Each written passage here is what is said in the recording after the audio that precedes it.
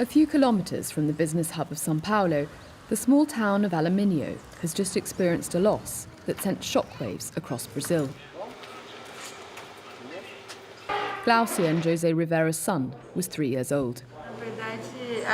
It was for his second birthday. This little boy already suffered from respiratory issues before he was infected with COVID. The disease took him away in a matter of hours. They looked for a place in an ICU all over the state and there weren't any available because he needed a special COVID intensive care bed.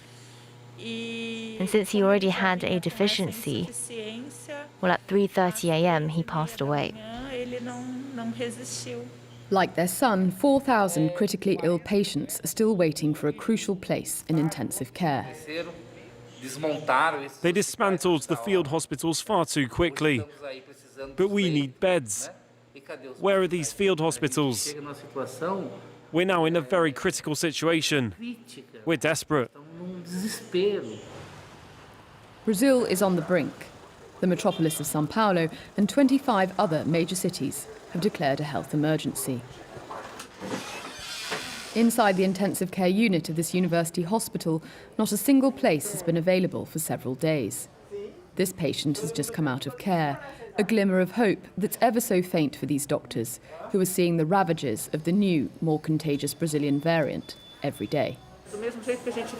We are very happy to see patients like the gentleman you have just seen, who no longer need respiratory assistance and who are recovering. But at the same time, more and more young patients are being admitted, and they need assistance, like this patient who arrived 3 days ago. He has no medical history, no known illness, and goes to the gym. Are people fed up? Of course, we're all tired, but the virus isn't. It's here. And we have this Brazilian variant. Everything's missing, and soon we'll lack healthcare professionals. Clearly, we have no national or regional plan. We're not anticipating the pandemic. We're only responding to it urgently. In Brazil, no isolation measures have been adopted at a national level since the start of the pandemic. Each state decides for itself. But while Sao Paulo has been barricaded for several weeks, in Rio, the beaches and restaurants are only closing now.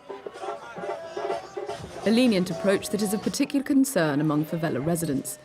In these working-class neighbourhoods, people have no choice but to go out to work. This association at the Complexo de MARE tries to support infected families who no longer receive emergency aid from the government because it came to an end. It's due to be renewed in early April. The aim is to make sure they don't go out, because when a person is infected, they pass it on to the whole family. They must remain by themselves in quarantine to avoid spreading the virus. Food is extremely precious for Graziel. I got COVID on the 26th of last month while I was working. I started to have symptoms, so I went to see a doctor a few days later. I took a test, which came back positive, and I got fired from my job overnight. I was ill with no unemployment benefits or government aid. I couldn't have survived without their help. I have no income. In this hangar, anyone can get a test free of charge. It's going to be a bit unpleasant, okay? Lower your mask, please. I think it costs about 130 reais to take the test at the chemist. I don't have that kind of money, and a lot of people are like me. Hello, girls. How's it going? Volunteers are in very low supply for the coordinator of the project, Luna Russa. Do you feel that it's increasing, that there are more cases? This is what we're seeing. Unlike this lady, fewer and fewer people come here to be tested. Last month we did 1,700 tests, and this month only 700. So we can see a significant drop in the number of tests, and at the same time, an increase in the number of deaths. There have been 15 deaths linked to COVID this month, compared to 4 or 5 deaths per month previously. Criticised for his reluctance to vaccinate and his mismanagement of the crisis, President Jair Bolsonaro has just appointed Marcelo Queiroga as health minister, the 4th since the start of the pandemic. In coming days, the first vaccine doses produced in Brazil will be distributed, and the government has promised more than 220 million by September next year.